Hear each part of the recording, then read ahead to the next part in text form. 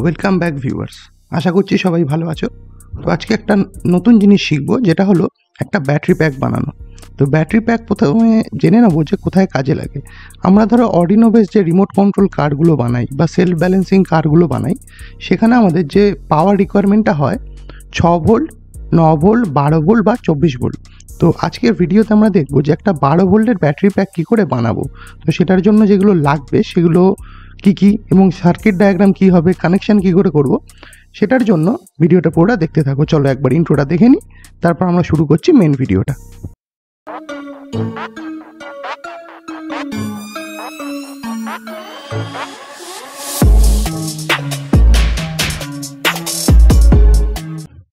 তো দেখো, আমাদের সামনে একটা বিএমএস রয়েছে 3টে ব্যাটারি আর একটা কাটার। তো এই ব্যাটারিগুলো হচ্ছে লিথিয়াম আয়ন ব্যাটারি। এগুলোর প্রাইমারি সেল ভোল্টেজ হচ্ছে 3.7 ভোল্ট। তো আমি 3টে নিয়েছি, তোমরা চাইলে 3, 6, 9 3-এর মাল্টিপ্লায়ার হিসেবে নিতে পারো। তো 3টে করে ব্যাটারি আমরা সিরিজ করে কানেকশানগুলো করব। আর এটা হলো আমাদের বিএমএস মানে ব্যাটারি ম্যানেজমেন্ট সিস্টেম। এটা 12 ভোল্ট 10 অ্যাম্পিয়ার ডিসচার্জ করার ক্ষমতা রাখে।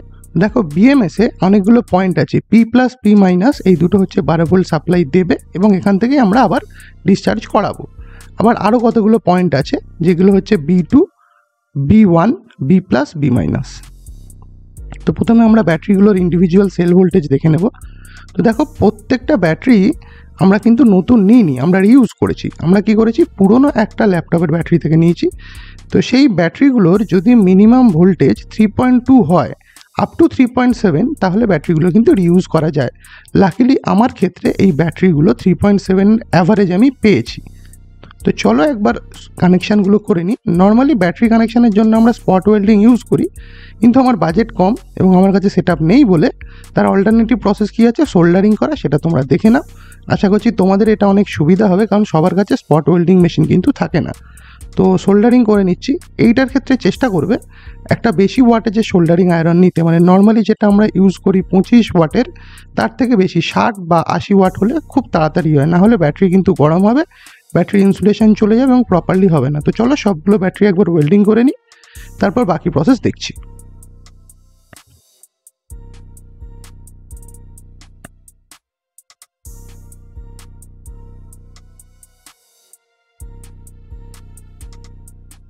দেখো, সবগুলো ব্যাটারি আমার সোল্ডারিং হয়ে যাওয়ার পর আমি টেপ দিয়ে জুড়ে নিয়েছি আমার বোঝার সুবিধার জন্য।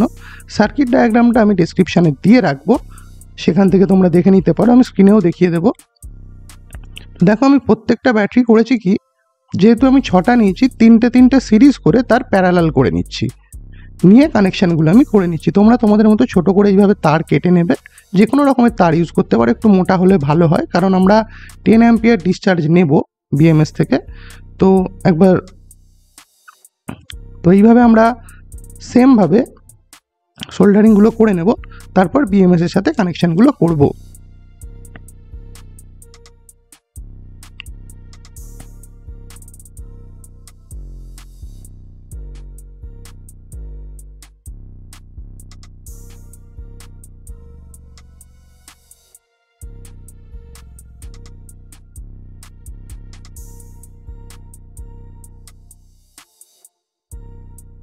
দেখো, আমাদের কানেকশান হয়ে গেছে। তো আমরা দেখে নিচ্ছি যে আমাদের প্রত্যেকটা টার্মিনালে ভোল্টেজগুলো কত দাঁড়াচ্ছে। তো প্রথমটার জন্য 3.2 পেয়েছি, পরেরটাতে পাচ্ছি 7.4 ভোল্ট এবং শেষে 11.8 ভোল্ট। তো আমরা প্রথমে গ্রাউন্ডের জন্য, যেখান থেকে সিরিজের প্রথম শুরু হচ্ছে ব্যাটারি, সেখান থেকে নিলাম গ্রাউন্ড।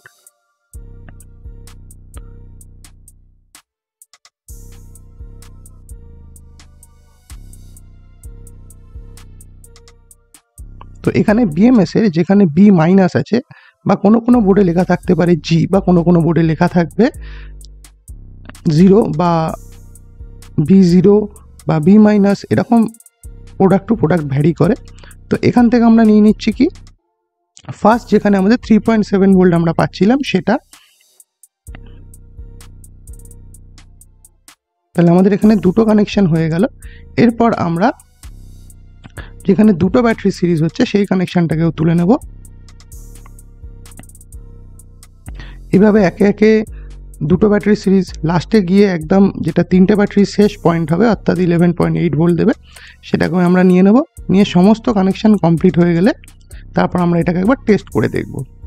তো মাথায় রাখতে হবে সবগুলো ব্যাটারি কিন্তু প্রপারলি সিরিজ কানেকশানে হবে, 3টে করে, এবং তাদের কিন্তু প্যারালাল করে রাখতে হবে।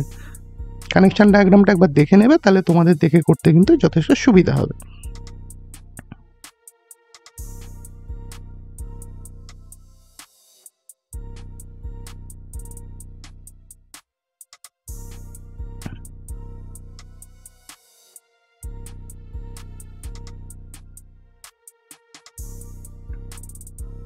চলো ফাইনালি আমাদের কানেকশানটা কমপ্লিট হয়ে গেছে।